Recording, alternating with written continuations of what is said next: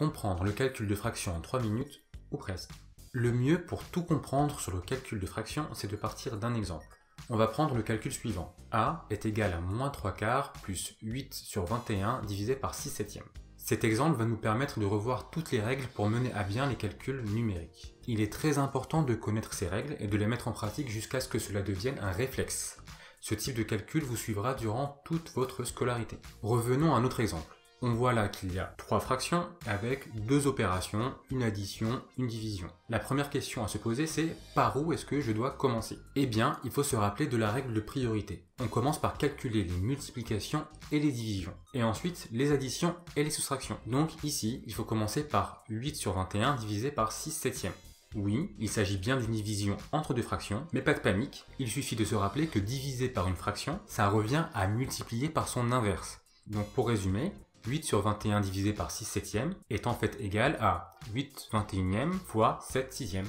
On peut du coup réécrire un autre calcul et commencer par effectuer la multiplication. Pour multiplier deux fractions, il faut multiplier les numérateurs entre eux et les dénominateurs entre eux. On obtient donc 8 fois 7 en haut et 21 fois 6 en bas. Vous pouvez calculer le résultat directement, mais on voit déjà que cela donnera des grands nombres. Il faut se demander si on ne peut pas réduire la fraction dès maintenant. Pour simplifier une fraction, il faut décomposer le numérateur et le dénominateur en facteurs plus petits, puis simplifier en haut et en bas. Ici, ça donne 2 fois 4 fois 7 au numérateur et 3 fois 7 fois 2 fois 3 au numérateur. Les deux s'annulent, les 7 aussi, il reste 4 sur 3 fois 3, c'est-à-dire 4 neuvièmes.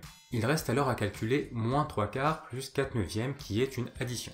Pour cela, on va utiliser la dernière règle. Pour additionner ou soustraire deux fractions, il faut les mettre sur le même dénominateur et additionner ou soustraire les numérateurs. Il faut donc trouver un facteur commun à 4 et à 9, c'est-à-dire un nombre qui est divisible à la fois par 4 et par 9. Le plus simple, c'est de prendre 4 fois 9, car le résultat sera forcément divisible par les deux.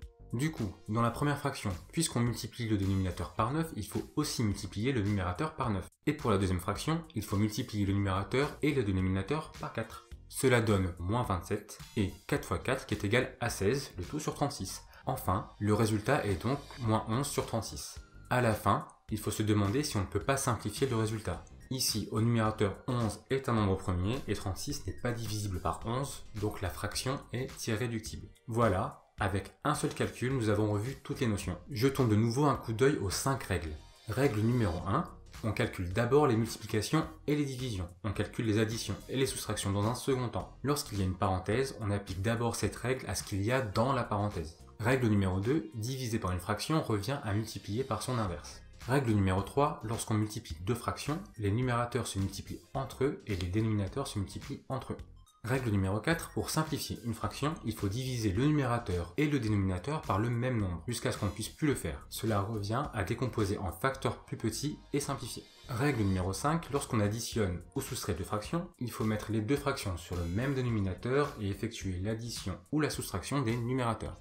Je vous conseille vraiment d'apprendre ces règles par cœur et de refaire plusieurs calculs. C'est d'ailleurs ce que je vous propose de faire dès maintenant. Faites pause pour noter l'exercice que je vous propose. N'hésitez pas à partager votre solution en commentaire ou à me les envoyer par message. Vous trouverez ma correction et mes explications en cliquant sur le lien qui apparaît sur la vidéo.